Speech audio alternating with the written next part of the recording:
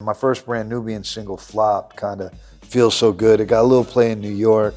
I don't know if you've ever seen the video, but it's pretty ridiculous. Yes. It's a test. Now Rule is a town where we rest. If you were wondering, well, the ballistics finally in. Once again, Brand Nubian. You and your girl It didn't really do what I thought it would do, because I thought I had like the next De La Soul, like I thought I had the next Right. thing, and apparently I didn't right away. And though we persevered on, we made the record for maybe $60,000. We went over budget. They had some problems with the label. They were like combative. They were like You 5%. mean Brand Nubian had problems with people at Elektra? Brand Nubians, yeah, they were really difficult. And there was an incident where they had swiped car vouchers, rang up like over $10,000 in car voucher bills. I Wow. remember $16,000, and my boss Howard Thompson, he tore me a new one over it. That said, we finished the record and we put out the single, and it goes from bad to worse. We put out Wake Up.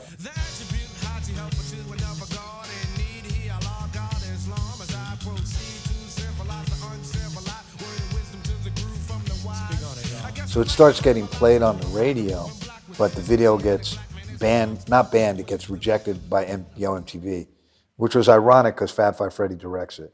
Wow. But they took offense to the black eye and white face, which I thought was actually kind of cool, with the devil horns, who tries to sell him Tricknology, and we had to re-edit the video. A new head of promotion, Ruben Rodriguez at that point, and he did not care for the band. He didn't care for their messaging. He didn't like the fact that Chris Lighty and Leor managed them, and it was an uphill struggle. They put the record out in the fourth quarter of the year, which is where they put records out to die. Our record didn't die. It was a sleeper hit and kept going and going and going and selling. And by the time we hit the next year, the record was having its biggest sales weeks. And this was organic. It wasn't due to any wonderful promotion program or plan initiated by my urban staff at Elektra Records. They were relatively negligent.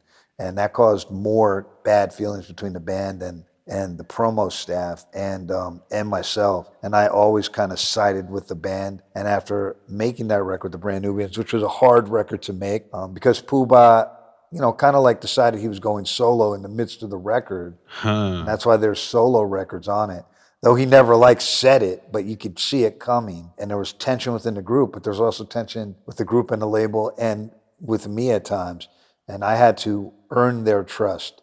Jamar and Alamo in particular were skeptical. These guys were new to the 5% Nation, and you got a white Jewish kid who's your A&R guy, and Right. you're a new convert to a very militant form of unorthodox Islam, and it makes for some confrontation. So it wasn't easy, but I will say this, that I really worked hard for the band, and at some point in time, those guys saw how much I believed in them and how much I put myself on the line. And it was never a problem with Puba X. It was Jay and Alamo, but I won those guys over by just my dedication to the band. And I really felt while we were making the record that it was great. I knew we had a great record. Every time I'd play a song for anyone, they would all tell me how good it was, whoever I played it for. The De La guys in Tribe were both fans. I played it for the guys at The Source. They loved it. And I knew I had a great record. I just had to get over the hurdle of, my urban staff. And at that time, it's like early in major labels trying to wrap their heads around rap music. And there was a real divide. Right. There's a real culture clash between like what the kids liked, which was rap music, and what the urban promo staffs liked, which was Anita Baker. Right. And, Chuck D always talked about it. Like, we called them honey drippers. Right. So those guys wanted love songs and they wanted to work like Right. Levert or whatever, They didn't want to know about Brand Nubian or whatever it was. Right. So Right. it was definitely tough. They much rather work a Keith Sweat record or a Anita Baker record or Howard Hewitt record. Those were guys all on Elektra than a Brand Nubian record. And I had a revolving door of urban promo guys. And it was always strained. I never necessarily saw eye to eye with any of those guys. And label politics, the white kid with baggy jeans and a skateboard, telling them about what's popping in the streets in New York City, they didn't want to hear it. They didn't want to hear about rap music from me. And there was a couple times when the guys literally went after my head, but my boss, Bob Krasno, protected me. He liked me a lot.